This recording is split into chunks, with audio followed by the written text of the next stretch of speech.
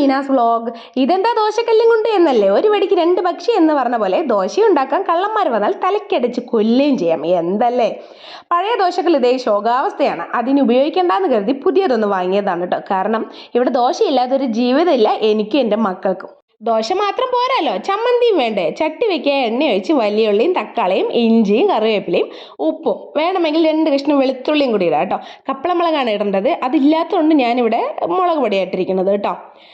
ഇട്ടിട്ട് നന്നായിട്ട് വഴറ്റുക കേട്ടോ. വെളിച്ചെണ്ണയിൽ വഴറ്റിയാൽ കുറച്ചുകൂടെ നല്ല ടേസ്റ്റ് ഉണ്ടാവുക. ആറിയ ശേഷം മിക്സിയിലിട്ട് നന്നായിട്ട് അരച്ചെടുക്കാം കേട്ടോ. നല്ല അടിപൊളി ചമ്മന്തിയാണ്. ഉണ്ടാക്കാത്തവർ ഒട്ടുമിക്ക പേരും ഇത് ഉണ്ടാക്കുന്നതായിരിക്കാം, എന്നാൽ ഉണ്ടാക്കാത്തവരുണ്ടെങ്കിൽ ഒന്നും ഉണ്ടാക്കി നോക്കണം കേട്ടോ. നല്ല ടേസ്റ്റാണ്.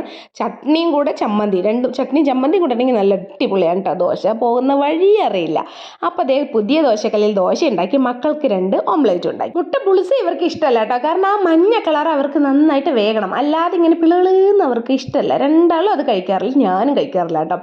അപ്പോൾ പിന്നെ ഞാൻ ഒരു ദോശയെ കഴിച്ചുള്ളൂ കേട്ടോ, കാരണം നമ്മുടെ ഓമക്കായ പഴുത്തിട്ടുണ്ട്. അപ്പോൾ അത് കഴിക്കാൻ വയറിൽ കുറച്ച് ഇടം വെക്കണമല്ലോ, അതുകൊണ്ട് ഞാൻ ഒരു ദോശയെ കഴിച്ചുള്ളൂ കേട്ടോ.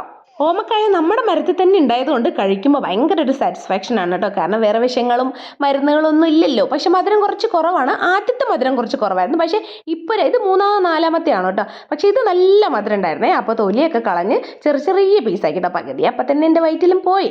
കൂടെ മണിക്കോട്ടനും ഉണ്ടായിരുന്നു എനിക്കൊരു കൂട്ടിന്.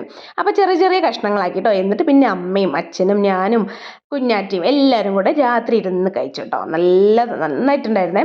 കാരണം എന്താ പറയുക, രാത്രി വെജിറ്റബിൾസോ ഫ്രൂട്ട്സ് ഒക്കെ കഴിക്കുമ്പോൾ കുറച്ച് റിലാക്സ് ആവും കേട്ടോ. അതായത് ലൈറ്റ് ഫുഡ്, രാത്രി എപ്പോഴും ലൈറ്റ് ഫുഡാണ് നല്ലത്. പിന്നെ അത് മാത്രമല്ല കേട്ടോ, ഫ്രൂട്ട്സ് വെജിറ്റബിൾസ് ഒക്കെ കഴിച്ചാൽ ഭംഗി കൂടുന്നേ. ഒന്ന് ട്രൈ ചെയ്ത് നോക്കൂ കേട്ടോ. അപ്പോൾ ഇന്ന് രാത്രി ഞങ്ങൾക്ക് ഇതൊക്കെയാണ്. നിങ്ങൾക്ക് ഇന്ന് എന്താ സ്പെഷ്യൽ എന്ന് കമൻറ്റ് ചെയ്യണം കേട്ടോ. വീഡിയോ ഇഷ്ടമായാൽ ലൈക്ക് ചെയ്യാനും സബ്സ്ക്രൈബ് ചെയ്യാനും സപ്പോർട്ട് ചെയ്യാനും മറക്കരുത്. കമൻറ്റ് ചെയ്യാൻ മറക്കുകയും ചെയ്യരുത്. അപ്പോൾ ഇന്നത്തെ വീഡിയോ അത്രയേ ഉള്ളൂ. Tata bye, see U.